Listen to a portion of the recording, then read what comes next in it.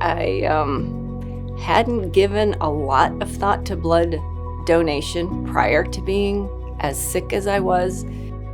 I'm a retired teacher now.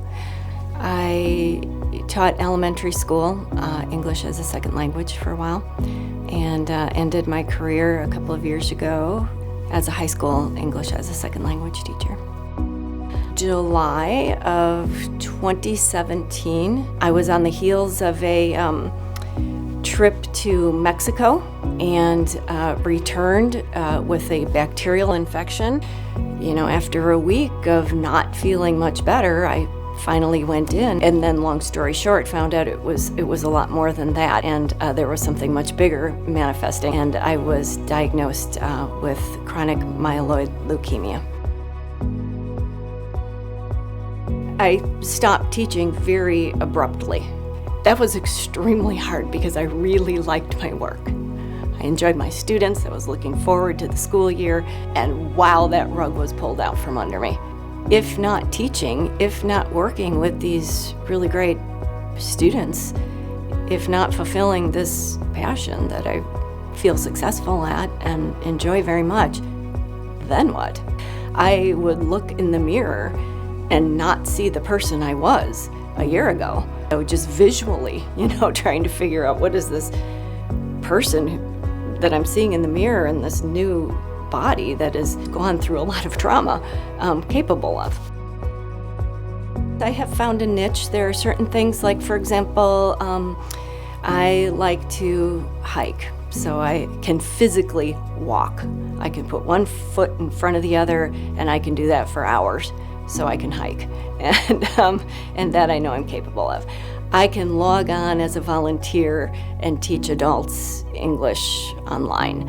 I can go to River Edge Nature Center a couple of times a week and do some volunteer work. That I know I can do. I have 4 sons, each with unique personalities, characteristics, and that was evident when they visited me those first days in the hospital. Thankfully, I had that support system around me. That kind of covered all bases of my needs. I would say Versiti came into the picture very quickly upon my entrance into the hospital. I was given, it seemed like, bags of blood on a pretty regular basis. That's my recollection. There were times that I would go into the clinic or days in the hospital where I just could not put my head up. So the doctor would suggest an infusion from the blood center, and that was hugely helpful, and I could get my head up and I could think clearly and communicate and understand and so forth. I was extremely grateful every time they came in. I hadn't given a lot of thought to blood donation prior to being as sick as I was. I didn't realize the degree to which that was critical until I was in the hospital bed in need. And those blood donations helped me a lot. Really made a huge and noticeable difference in my well-being that day.